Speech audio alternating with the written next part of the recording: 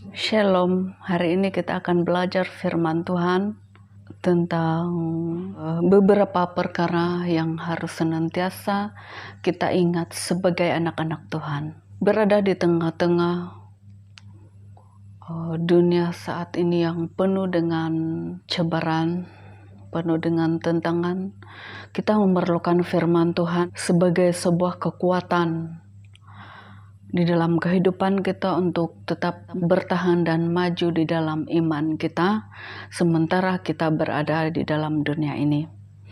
Nah, hal yang harus sentiasa kita ingat adalah yang pertama, kita adalah warga kerajaan sorga.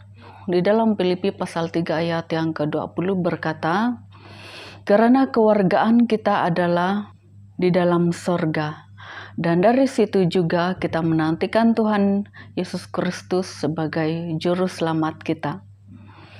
Kita adalah warga kerajaan sorga. Setiap kita yang sudah menerima Tuhan Yesus Kristus sebagai Tuhan dan penyelamat hidup kita adalah warga sorga. Ini harus kita ingat baik-baik. Nah, apa yang menjadikan kita sebagai warga kerajaan sorga? Tentu kita tahu, ia adalah karena Tuhan Yesus, Tuhan yang sangat baik. Dia yang memang adalah Tuhan, rela turun ke dunia untuk menyelamatkan kita dan menebus kita supaya kita menjadi anak-anaknya. Yesus Kristus menjadikan kehidupan yang kekal di sorga suatu kepastian bagi setiap manusia yang percaya kepadanya. Seperti yang kita ketahui, semua yang ada di dunia ini, sakit, penyakit, penderitaan, kelemahan tubuh, segala kesusahan itu hanyalah sementara. Semua akan kita tinggalkan apabila hari yang besar itu, hari yang sangat kita tunggu-tunggu itu tiba. Mengingat bahwa kita adalah warga kerajaan sorga seharusnya membuat kita semakin bersemangat untuk menjalani hidup ini, yaitu berusaha sebaik mungkin untuk menjalani hidup kudus, menjauhkan diri daripada perbuatan dosa, dan juga berusaha untuk menjadi berkat bagi semua orang, menjadi berkat bagi sesama manusia. Yang kedua adalah menjadi pelaku firman. Di dalam Yakobus pasal 1 ayat 22 firman Tuhan berkata, tetapi hendaklah kamu menjadi pelaku firman dan bukan hanya pendengar saja. Sebab jika tidak demikian, kamu menipu diri sendiri. Melakukan firman Tuhan memerlukan ketaatan sebagai sebuah sikap hidup seorang anak Tuhan. Dengan ketaatan kita dapat melakukan apa yang difirmankan oleh Tuhan. Nah, mengapa kita harus menjadi pelaku firman Tuhan? Karena itu adalah kehendak Tuhan di dalam kehidupan setiap anak-anak Tuhan. Nah, melakukan firman Tuhan membuat kita menjadi semakin dekat dengan Tuhan dan juga kita akan semakin mengenal Tuhan. Firman Tuhan dapat membuat kita mengenal jalan hidup yang terbaik yang sesuai dengan kehendak-Nya. Ini karena firman Tuhan itu adalah cahaya yang menerangi jalan hidup kita. Di dalam Mazmur 119 ayat 105 berkata, firman Tuhan itu pelita bagi kakiku dan terang bagi jalanku. Nah, demikianlah pentingnya untuk kita mengingat, untuk sering mengingat bahwa kita ini sebagai anak-anak Tuhan harus menjadi pelaku firman Tuhan. Jadi kita bukan hanya mendengar saja, tetapi kita sungguh-sungguh melakukan setiap apa yang Tuhan katakan di dalam kehidupan kita sebagai anak-anak Tuhan. Yang ketiga adalah berharap kepada Tuhan di dalam segala keadaan. Di dalam kehidupan kita sehari-hari, kita sering diperhadapkan dengan berbagai masalah, berbagai kesusahan, berbagai rintangan. Dan sudah tentu semua ini akan membuat kita khawatir. Nah, bagaimanakah kita menghadapi semua perkara ini? Kadang-kadang kita melalui situasi yang pahit dan tidak ada orang yang mengerti pergumulan hidup kita. Inilah keadaan dunia yang harus kita tempuhi. Sayangnya tidak ada orang yang kebal terhadap masalah-masalah dan persoalan yang dihadapi. Semua orang pasti akan diperhadapkan dengan masalah-masalah tertentu di dalam kehidupan. Nah, cara kita menanggapi masalah dan persoalan di dalam hidup kita akan menentukan sama ada kita akan gagal atau berjaya mengharungi kehidupan kita, mengharungi cabaran. Jika kita terfokus kepada masalah yang kita hadapi, jika kita terfokus pada diri kita sendiri, itu pasti akan membuat kita gagal di dalam mengharungi cabaran tertentu dalam hidup kita. Terfokus pada diri sendiri dan meratapi nasib diri, itulah yang akan membuat orang pasti gagal di dalam menempuh cabaran hidup, mengakhiri hidup mereka karena merasakan kegagalan, ketidakmampuan, ataupun tidak melihat harapannya di masa hadapan. Hal seperti itulah yang paling menyedihkan, sebab orang gagal sebelum mereka melangkah mengharungi cabaran tersebut. Hal di hadapan kita ini memang misteri, tidak ada orang yang tahu apa yang akan terjadi pada hari ke depan ini. Tidak ada seorang pun yang tahu apa yang akan terjadi, apa yang akan kita hadapi di masa depan. Bahkan pada 1 menit ke depan pun kita tidak tahu. Banyak hal yang mungkin akan mengubah hidup kita selamanya. Contoh sahaja dalam hal musibah yang melanda dunia, yaitu COVID-19. Ini benar-benar telah mengubah hidup semua orang di dunia. Dan banyak orang yang kehilangan harapan atau putus asa. Sebab hal yang di hadapan ini penuh misteri. Tetapi apabila kita berharap kepada Tuhan, apabila kita memandang kepada Tuhan, kita pasti akan diberi kekuatan untuk berhadapan dengan masa depan kita yang penuh dengan teka-teki. Nah, sebagai anak-anak Tuhan, berada di tengah-tengah dunia yang semakin mencabar ini, yang penuh dengan cabaran, rintangan, dan persoalan, apa yang kita perlu lakukan adalah memandang kepada Tuhan Yesus sebagai fokus hidup kita. Ya, Tuhan sanggup menolong kita di dalam apapun keadaan hidup kita. Apapun yang kita alami, Tuhan sanggup menolong.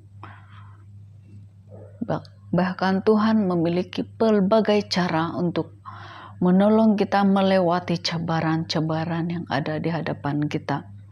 Nah, marilah kita senantiasa berharap kepada Tuhan. Di dalam Matius pasal 11 ayat 18 firman Tuhan berkata, "Marilah kepadaku semua yang letih lesu dan berbeban berat, aku akan memberi kelegaan kepadamu." Ini adalah sebuah ajakan Tuhan Yesus untuk kita. Saat kita ada masalah dan persoalan, Janganlah berharap kepada perkara-perkara lain. Janganlah berharap kepada hal-hal di luar Tuhan. Jangan datang kepada dukun. Jangan mencari nasihat duniawi. Tetapi carilah Tuhan, sebab Dia menawarkan pertolongan kepada setiap orang. Dia pasti akan melakukan hal-hal yang terbaik di dalam kehidupan kita. Di dalam Roma pasal 5 ayat 5 mengatakan bahwa pengharapan itu tidak mengecewakan. Jadi pengharapan di dalam Tuhan itu tidak mengecewakan. Jadi mari kita tetap berharap kepada Tuhan Yesus, seberapa besar pun kesusahan yang kita alami, ada jalan Tuhan untuk membantu kita melewati masalah-masalah kita. Nah, yang keempat adalah janji kedatangan Tuhan yang kedua kali. Ini penting kepada setiap anak-anak Tuhan. Ini penting untuk kita ingat selalu di dalam kehidupan kita. Saya membaca di dalam 1 Yohanes 14 ayat 1 hingga 3. Sudah tentu sebagian besar dari kita sudah menghafal bagian firman Tuhan ini, sebab ini adalah janji Tuhan untuk kita. Jadi wajarlah untuk kita tahu tentang janji Tuhan ini. Firman Tuhan berkata di dalam Injil Yohanes pasal 14 ayat 1 sampai ayat yang ketiga berkata, "Janganlah gelisah hatimu, percayalah kepada Allah, percayalah juga kepadaku. Di rumah Bapakku banyak tempat tinggal. Jika tidak demikian, tentu aku mengatakannya kepadamu. Sebab aku pergi ke situ untuk menyediakan tempat bagimu, dan apabila aku telah pergi ke situ dan telah menyediakan tempat bagimu, aku akan datang kembali dan membawa kamu ke tempatku, supaya di tempat di mana aku berada, kamu pun berada." Tuhan berjanji untuk datang kembali. Kedatangannya ke dunia adalah untuk membawa setiap orang yang percaya kepadanya ke tempatnya, yaitu di sorga. Jadi sekarang ini kita berada di dalam keadaan di mana kita menanti-nantikan kedatangan Tuhan yang kedua kali. Perkara ini harus menjadi suatu perkara yang penting di dalam kehidupan kita. Janganlah ada siapapun di antara kita yang meremehkan janji Tuhan ini. Jika kita tidak berpegang teguh kepada firman Tuhan ini, kepada janji Tuhan ini bahwa Dia akan datang kembali kedua kali untuk membawa kita ke sorga, kita mungkin akan menjadi lemah iman dan akan lupa. Matius 24 ayat 42, firman Tuhan berkata, "Karena itu berjaga-jagalah, sebab kamu tidak tahu pada hari mana Tuhanmu datang." Ini adalah sebuah peringatan Tuhan untuk kita, karena dunia ini penuh dengan perkara-perkara yang melalaikan dan menjatuhkan iman. Hal ini membuat umat-umat Kristen tidak bersedia akan kedatangan Tuhan yang kedua kali. Apabila kita jatuh ke dalam perkara-perkara duniawi yang melalaikan, kita mungkin berada di dalam keadaan di mana kita tidak siap kedatangan Tuhan yang kita tunggu-tunggu tersebut. Jadi tanggalkan dosa dan segala keinginan duniawi dan utamakan Tuhan Yesus dalam hidup kita sehingga kita berkenan kepadanya, dan apabila Tuhan datang kita akan diangkat bersama-sama dengan Dia. Jadi jangan pernah kita ini lupakan bahwa kita adalah warga kerajaan sorga dan tetap menjadi pelaku firman Tuhan hingga akhir hidup kita. Ingat juga untuk senantiasa berharap kepada Tuhan di dalam segala keadaan hidup, dan kita sedang menantikan kedatangan Tuhan yang kedua kali. Apabila kita ingat hal-hal ini, pasti kita berada di dalam keadaan yang sedia untuk kedatangan Tuhan. Bahkan kita akan menjadi kuat. Kita akan dikuatkan oleh firman Tuhan sementara kita menanti kedatangan Tuhan yang kedua kali. Walaupun kita berada di tengah cobaran hidup, ingatlah senantiasa akan hal-hal ini. Firman Tuhanlah yang akan membuat kita kuat menghadapi semua perkara. Firman Tuhanlah yang akan membuat kita kuat menghadapi cabaran-cabaran. Dalam hal kita menghadapi cabaran, sekarang semua orang dalam keadaan yang gelisah, takut oleh karena pandemik yang terjadi, penularan virus COVID-19 di negara kita bukannya menurun, tetapi meningkat. Kita sudah melihat semalam bahwa case meningkat, tapi kita meletakkan harapan kita kepada Tuhan karena kita tahu bahwa di dalam Tuhan pasti ada sesuatu perkara terbaik yang Tuhan lakukan. Kita akan mendoakan para pemimpin negara kita supaya mereka dikuatkan menghadapi cabaran-cabaran dalam pelaksanaan pekerjaan mereka. Kita mendoakan para pemimpin-pemimpin kita supaya mereka diberi ketabahan, supaya Tuhan memberi mereka hikmat. Kita berdoa dan berharap supaya pemimpin-pemimpin kita, pemimpin-pemimpin negara Malaysia diberi hikmat, kesatuan untuk melaksanakan tugas mereka. Kita berdoa untuk kaki tangan kesehatan. Kita berdoa untuk setiap orang yang terlibat di dalam menangani case COVID-19 di negara kita supaya mereka diberi kesehatan, diberi kekuatan, diberi penghiburan oleh Tuhan semasa mereka menjalankan tugas mereka. Tidak seorang pun yang dapat menjangka bila penularan COVID ini akan berhenti. Tapi apa yang perlu kita lakukan adalah berdoa. Kita hanya berdoa meminta Tuhan menghentikan penularan, tetapi biarlah kehendak Tuhan yang terjadi. Kita berdoa supaya kita diberi hikmat. Kita berdoa supaya orang-orang akan semakin terbiasa untuk mengikuti SOP. Jadi kita berada dalam situasi di mana kita perlu membiasakan diri dengan normal baru. Jadi kita berdoa supaya dimanapun anak-anak Tuhan berada juga